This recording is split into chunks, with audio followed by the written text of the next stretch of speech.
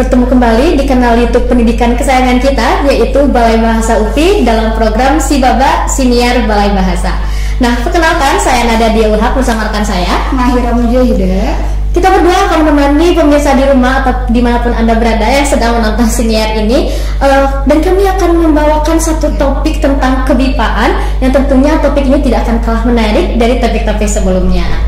Nah, Mahira, sekarang kita sudah tidak berdua saja sebetulnya di sini. Kami juga sudah mengundang satu narasumber yang sangat luar biasa dalam pengalamannya di bidang kebipaan, yaitu ada Bapak Eka Rahmat Fauzi. Selamat pagi Bapak. Selamat pagi. Pemirsa di bawah mungkin menonton ini di siang, malam, sore ya, pokoknya selamat datang di podcast ini. Bagaimana kabarnya Pak? Alhamdulillah sehat. Alhamdulillah sehat. Mahira juga sehat ya? Alhamdulillah sehat ya, sehat. Alhamdulillah. Nah, tadi kita sudah sempat sedikit menyapa Pak Eka ya, tapi kita belum tahu nih kira-kira topik apa yang akan kita bahas hari ini. Topik hari ini adalah tips dan trik membuat bahan ajar dan media ajar. Waduh, nah topik ini tentunya sangat penting ya untuk teman-teman di rumah, apalagi yang baru saja tertarik dengan BIPA atau sedang menekuni bidang kebipaan, bisa banget untuk menjadikan topik ini atau podcast ini sebagai acuan mungkin ya, acuan dalam membuat bahan dan media ajar seperti itu. Nah, sebelum kita bahas topik kali ini, jangan lupa untuk teman-teman untuk menekan tombol subscribe, like, dan juga jangan lupa berikan komentar, juga nyalakan loncengnya agar tidak tertinggal dengan topik-topik yang akan lebih menarik lagi selanjutnya, seperti itu. Oke, Mahira, gimana nih? Mungkin sebelum itu kita harus kenalan dulu dong ya sama narasumber. Nah, Pak Eka mungkin boleh nih ceritakan tentang pengalaman Bapak di dunia BIPA, kapan Bapak tertarik di dunia BIPA, ya, dan kesibukan sekarang lagi apa nih ya kira-kira? Oke, boleh. Silakan Pak. Oke, terima kasih Mahira dan Nada. Selamat pagi juga hadir di sini yang Balai Bahasa UPI. Saya Eka Rahmat Fauzi, dosen di Prodi Pendidikan Bahasa dan Sastra Indonesia FEBS UPI.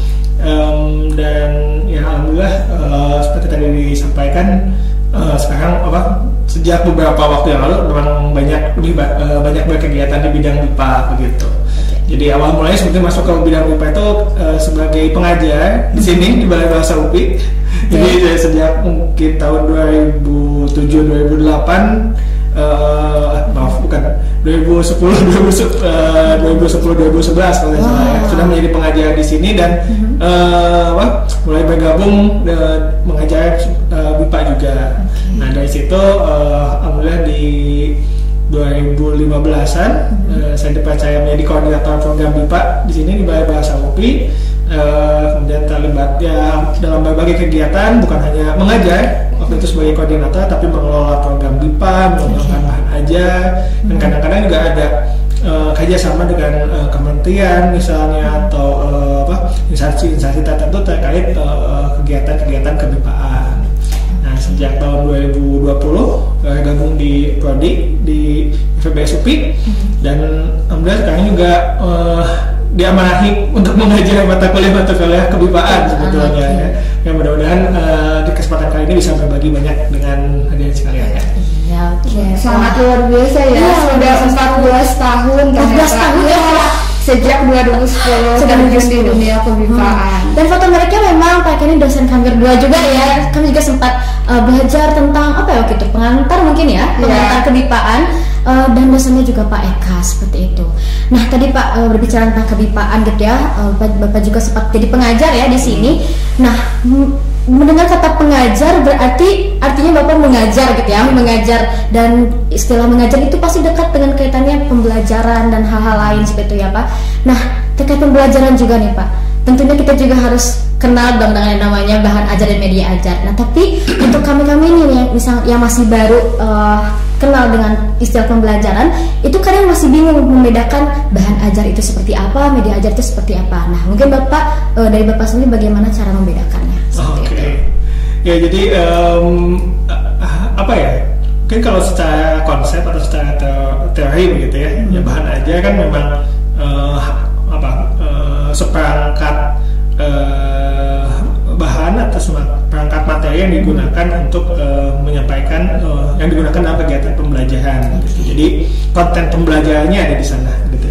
Nah, tapi yang mungkin yang perlu diingat tentang bahan ajar itu harus sistematis begitu ya. Jadi ketika misalnya kita punya buku, ketika kita punya majalah, nah itu sebetulnya bisa menjadi bahan ajar ketika kita menggunakannya secara sistematis begitu. Jadi kita tahu kapan ini akan digunakannya, apakah dalam kegiatan pendahuluan ataukah untuk latihan dan sebagainya. Nah, kalau ke media ajar atau media pembelajaran, yaitu seperti secara harfiahnya juga kan media ya. Media itu kan berarti alat bantu begitu ya. Nah, jadi media ini bukan bahan ajarnya, jadi bukan materi pembelajarannya, tapi alat penyampai pesan atau alat untuk mentransfer informasi atau pengetahuan kepada peserta ajar begitu. Jadi ketika misalnya kita punya bahan ajar tentang cerita rakyat misalnya ya, nah itu media ajarnya atau alat penyampainya bisa beragam, bisa melalui teks, bisa media ajar yang berbentuk audiovisual misalnya ya, atau mungkin melalui media ajar berbasis TIK yang sekarang sedang berkembang ya. Nah, betul. Jadi sebetulnya beragam gitu ya. Jadi bahan ajar yang sama bisa disampaikan menggunakan media ajar yang beragam. Gitu. Bahan ajar itu seperangkatnya ya, kalau media itu alatnya. Intinya seperti itu ya teman-teman. Ya, nah mungkin nih Pak, saya dan Nada ini kan lagi magang ya di Balai Bahasa dan juga menjadi asisten pengajar. Kadang-kadang kita nih masih bingung nih Pak, saat bikin bahan ajar itu monoton yang gitu-gitu aja. Mungkin apa sih hal-hal potensial yang dapat dijadikan bahan ajar dan media ajar? Nah, terkait dengan dalam konteks MIPA ya. Nah, jadi sebetulnya kita diuntungkan ya teman-teman dengan pembelajaran MIPA itu ketika mengajar di Indonesia atau mengajar di tempat kita ya, karena sumber bahan ajar atau sumber bahan ajar itu sangat banyak tersedia di mana-mana gitu ya. Jadi berbeda kasusnya dengan pembelajaran MIPA yang berlangsung di luar negeri begitu ya. Jadi hal-hal yang ada di sekitar kita sebetulnya itu bisa berpotensi menjadi sumber bahan ajar untuk pembelajaran MIPA begitu ya. Mulai dari orang misalnya, masyarakat yang ada di sekitar ya, itu bisa menjadi sumber bahan ajar gitu ya. Atau mungkin lokasi masyarakat tertentu, komunitas tertentu gitu ya. Tayangan televisi misalnya atau tayangan di media daring seperti itu ya. Atau mungkin sumber-sumber informasi yang lain yang sebetulnya mungkin tidak ditujukan untuk pembelajaran MIPA, tapi itu bisa kita manfaatkan sebagai sumber bahan ajar. Nah, balik lagi ke tadi, kalau bahan ajar itu kan ada sistematis gitu ya. Nah, berarti kita sebetulnya harus bisa menggunakan sumber-sumber bahan ajar tadi secara sistematis, kita susun begitu ya, sesuai dengan konteks pembelajaran yang akan disampaikan, tujuan pembelajarannya apa. Nah, itu tugas seorang pengajar begitu, manfaatkan potensi yang ada di sekitarnya menjadi sumber ajar, menjadi bahan ajar gitu ya. Wah, berarti di sekitar lingkungan kita juga bisa ya Pak ya, dan banyak tentu ya. Kalau misalnya kita ke restoran nih pakai buku menu ya bisa mungkin ya, bisa.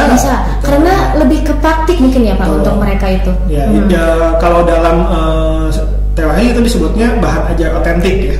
Jadi bahan ajar yang asalnya memang tidak ditujukan untuk pembelajaran gitu ya. Jadi seperti tadi menu restoran, menu makanan di restoran ya, itu kan tidak dibuat untuk pembelajaran MIPA kan ya. Jadi ketika kita memanfaatkan itu sebagai bahan ajar, nah itu sebetulnya bahan ajar otentik begitu. Dan itu bagus sebetulnya untuk pembelajaran MIPA.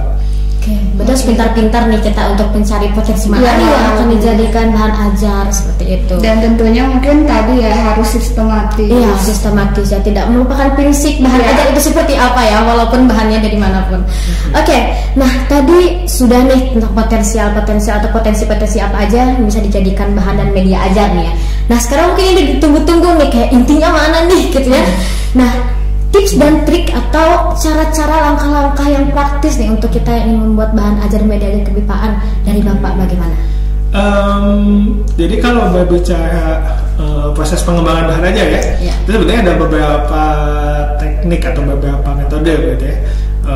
Ada yang mulai dari pengembangan dari awal gitu, dari nol, dan itu sebenarnya akan yang paling ideal ya, karena kita kan mulai dari kerangkanya, dari analisa kebutuhan dulu begitu ya. Nah itu akan yang bisa menjadi hal ideal, tapi kekurangannya itu akan memakan banyak waktu, tenaga dan sebagainya ya. Jadi mungkin yang paling praktis ketika mengembangkan bahan ajar pipa itu menggunakan metode adaptasi atau modifikasi gitu ya.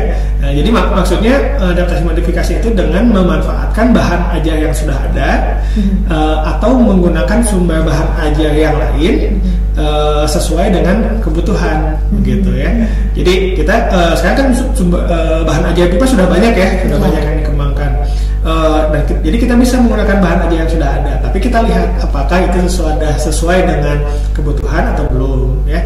Apakah ini ada materinya yang terlalu sulit, nah misalnya bisa kita kurangi atau bisa kita modifikasi, kita sesuaikan, kita ubah supaya lebih sesuai dengan peserta aja yang akan kita tangani begitu ya. Jadi di situ bisa ada pengurangan atau penambahan materi, gitu, atau modifikasi atau bahkan penggabungan dari beberapa sumber aja supaya si bahan ajarnya itu sesuai dengan kebutuhan kita begitu. Jadi itu lebih praktis seperti itu ya. Dan bahkan proses adaptasinya itu tidak harus dari bahan ajar bahasa Indonesia saja gitu ya. Karena kita juga bisa memanfaatkan bahan ajar dari pembelajaran bahasa lain, terutama bahasa Inggris ya, yang kalau teman-teman lihat itu sangat banyak referensinya ya. Ya itu bisa kita tiru gitu ya. Jadi bukan berarti plagiarisme gitu ya. Nah, tapi kita meniru konsepnya gitu ya. Bagaimana bahan ajar untuk bahasa Inggris dikembangkan dan kita bisa meniru konsep yang sama seperti itu ya. Jadi kita bisa mengadaptasi kreativitasnya seperti itu ya, karena konteksnya kan sama, pembelajaran BIPA juga kan pembelajaran bahasa asing ya. Nah sama seperti pembelajaran bahasa Inggris di kita di Indonesia itu konteksnya pembelajaran bahasa asing juga. Nah jadi kita bisa meniru strategi yang sama untuk pengembangan bahan ajar dan media pembelajaran. Idealnya tadi dibuat dari nol kata ya Mahira ya, tapi kalau mau praktis bisa modifikasi dan adaptasi. Bisa ATM mungkin ya, amatik di rumah modifikasi. Itu mudahnya ya, rumusnya ATM gitu. Tentunya tips and trick sangat bermanfaat ya, bukan hanya untuk kita, tentunya teman-teman yang ada di rumah. Betul, apalagi yang baru mau mulai nih untuk bidang kepipaan. Nah selanjutnya nih Pak, saya ingin bertanya, mungkin ada nih hal-hal yang harus dihindari ketika membuat bahan ajar dan media ajar ya. Nah jadi yang harus kita hindari itu dalam hal penyajian bahan ajarnya ya. Jadi kita harus selalu melakukan analisis kebutuhan dulu gitu ya.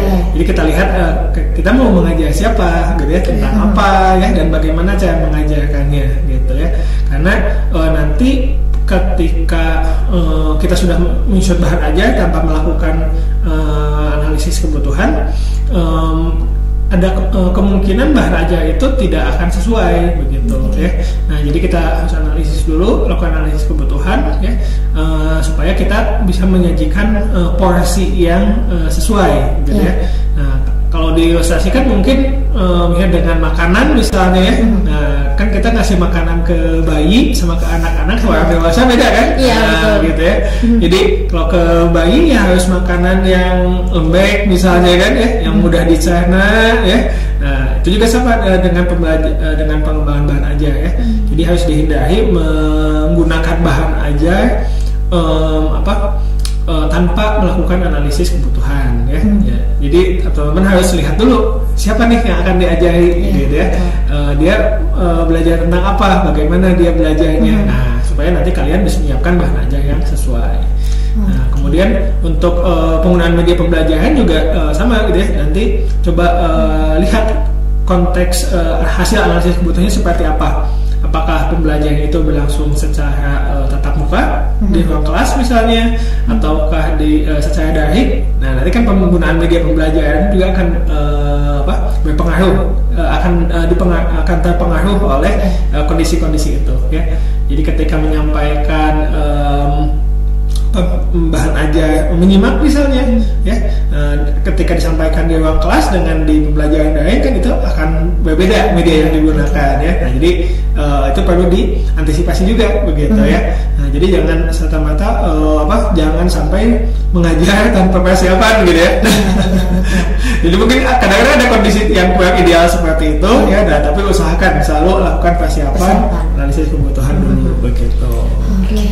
Berarti ini lebih ke sarannya ya, untuk menghindari hal-hal yang tidak diinginkan, lebih analisis dulu nih kebutuhannya apa. Jangan sampai memberikan bahan ajar yang tidak sesuai dan juga kita harus antisipasi nih, betul ya, apakah dilakukan secara luring atau daring pembelajarannya. Oke. Nah, satu lagi pertanyaan nih Pak. Tadi sudah ya tentang tips dan trik buat hal-hal yang menjadi potensial, kemudian hal-hal yang harus dihindari atau saran mungkin ya. Nah, sekarang saat kita ingin memulai menyusun bahan ajar dan media ajar nih Pak, kira-kira Bapak punya tidak rekomendasi baik itu buku, jurnal atau media lain yang bisa kita gunakan untuk menyusun bahan ajar dan media ajar kebipaan? Oke. Kalau untuk buku mungkin ya, buku saya sebenarnya yang populer yang banyak dikenal oleh banyak pengajar MIPA di lingkup nasional maupun internasional, itu buku yang dikembangkan oleh Badan Bahasa ya. Nah, jadi ada buku yang berjudul Sahabat Indonesia, mungkin teman-teman juga sudah tahu ya. Itu banyak sekali digunakan gitu ya. Jadi dan itu sekarang sudah masuk ke cetakan kesekian, dan itu kalau saya lihat perkembangannya dari cetakan pertama sampai sekarang itu sudah banyak kemajuan gitu ya. Nah, jadi mungkin itu bisa menjadi rujukan juga untuk bahan ajar ya. Jadi tadi kan praktisnya tidak harus bikin bahan aja sendiri ya. Nah, jadi bikin buku MIPA-nya tidak harus kalian yang sendiri. Nah, jadi bisa memanfaatkan yang sudah ada, kemudian dilakukan penyesuaian. Itu dari buku, sebetulnya ada buku-buku MIPA juga yang terbitan dari lembaga-lembaga tertentu seperti dari Balai Bahasa juga ada, dari kampus-kampus yang lain atau lembaga yang lain juga ada. Dan nanti itu bisa menjadi referensi tambahan gitu. Kalau udah, kemudian untuk buku penunjangnya mungkin bisa coba ada buku tata bahasa yang menarik. Jadi dia penulisnya kalau tidak salah namanya Sneden ya. Nah, itu buku tata bahasa Indonesia tapi ditulis dalam bahasa Inggris. Jadi sebetulnya ada beberapa penulis kalau tidak salah di buku itu ditulis oleh beberapa orang. Tapi sebagian besar penulisnya itu orang asing, bukan orang Indonesia ya. Jadi mereka menjelaskan, menyampaikan penjelasan tentang tata bahasa Indonesia dari perspektif atau dari sudut pandang orang asing begitu ya. Nah, jadi itu lebih mudah ketika kita ingin menyampaikan materi tata bahasa ke pembelajaran MIPA gitu. Jadi kita tahu ada pengantarnya ternyata seperti ini misalnya ya. Kalau misalnya mereka tidak paham, pembelajar MIPA tidak paham, mereka bisa membaca langsung versi berbahasa Inggrisnya juga begitu. Kemudian kalau tadi buku ya, kemudian kalau berupa jurnal mungkin bisa coba lihat artikel-artikel yang diterbitkan oleh jurnal kebipaan, baik itu yang ada dari universitas ataupun dari Badan Bahasa juga. Kalau tidak salah mereka punya artikel-artikel kebipaan, atau mungkin dari konferensi-konferensi seperti KIKBIPA yang terakhir dilaksanakan di kampus kita ya. Itu juga bagus, bisa untuk menjadi referensi ketika kita ingin melihat berita-berita terbaru atau tren-tren yang ada di dunia MIPA itu sekarang apa, misalnya bahan ajar yang berkembang itu seperti apa gitu ya. Nah, jadi banyak yang menggunakan TIK juga ya. Nah, itu bisa dilihat di sana. Kalau dari kalau dari buku yang lainnya mungkin seperti tadi saya sampaikan, kita bisa merujuk ke buku pembelajaran bahasa Inggris juga ya. Nah, jadi itu dengan tujuan tadi kita yang meniru konsepnya begitu ya. Karena itu sangat banyak ya. Ada yang untuk pembelajaran tata bahasa, ada untuk yang komunikasi, untuk berbagai jenjang misalnya. Nah itu bisa kita tiru gitu ya. Seperti ada terbitan dari Harvard, dari Cambridge kalau tidak salah ya, itu banyak judulnya, banyak serinya. Nah itu bisa menjadi rujukan juga gitu ya. Nah jadi sehingga nanti bahan ajar dan media pembelajaran BIPA itu bisa lebih variatif gitu ya. Nah bisa lebih inovatif juga gitu ya. Dan apalagi kalau misalnya bisa diintegrasikan dengan teknologi ya, dengan TIK, nah itu akan jauh lebih bagus lagi. Nah sudah ada nih saran-saran bukunya, saran-saran jurnalnya, jadi tidak ada halangan lagi untuk malas membuat bahan ajar media ajar yang bervariatif. Ya betul sekali. Tadi juga mereka sudah menjelaskan ya, mulai dari hal-hal yang potensial untuk dijadikan bahan ajar dan media ajar, tips and trick, hingga tadi sumber yang seperti jurnal, website dan sebagainya. Bahkan dasar untuk membedakan bahan ajar dan media ajar sudah disampaikan nih. Nah maka dari itu sekarang kita ke closing statement dulu kali ya, sebelum mengakhiri ini. Dari Bapak sendiri ada closing statement atau saran-saran, kata-kata semangat untuk teman-teman yang mau memulai karirnya di bidang kebipaan, terlebih lagi dalam pembelajaran, dan juga untuk kami mungkin ya yang sedang menekuni bidang ini, silahkan Bapak. Ya, intinya kalau bicara tentang pengembangan bahan ajar, media pembelajaran, atau sebenarnya dalam bidang kebipaan, kita harus coba untuk sekreatif mungkin ya, berkreasi begitu. Jadi kita bisa memanfaatkan potensi-potensi yang ada di sekitar kita ya. Jadi meskipun mungkin agak susah mencari bahan ajar BIPA yang sudah jadi misalnya ya, nah kenapa tidak memanfaatkan yang ada di sekitar? Nah di situ proses kreatifnya dituntut begitu ya. Nah, jika sudah sering berkreasi seperti itu, insya Allah nanti keterampilan mengembangkan bahan ajar, media pembelajarannya akan berkembang juga. Wah, luar biasa. Nih, jadi BIPA juga jadi tempat untuk berkreasi ya, jangan salah, BIPA juga jadi tempat untuk berkreasi dan untuk berinovasi juga. Oke, wah tidak terasa ya. Tadi kita sudah banyak berbicara dan berdiskusi tentang tips dan trik membuat bahan ajar dan media ajar kebipaan. Dan akhirnya kita sampai di penghujung acara. Terima kasih Bapak sudah hadir dan juga memberikan banyak ilmu, informasi juga untuk kita yang bermanfaat ya. Dan semoga teman-teman di rumah juga bisa menerapkan tips dan trik ini agar tidak bingung lagi untuk membuat bahan ajar dan media ajar. Dan jangan lupa sekali lagi untuk terus menyaksikan siniar Balai Bahasa, yang karena kami akan terus berinovasi dengan topik-topik lainnya. Oke, sekian dari saya, Nada Diulhaq. Saya Mahira Mujahidah. Sampai jumpa di siniar berikutnya. Dah.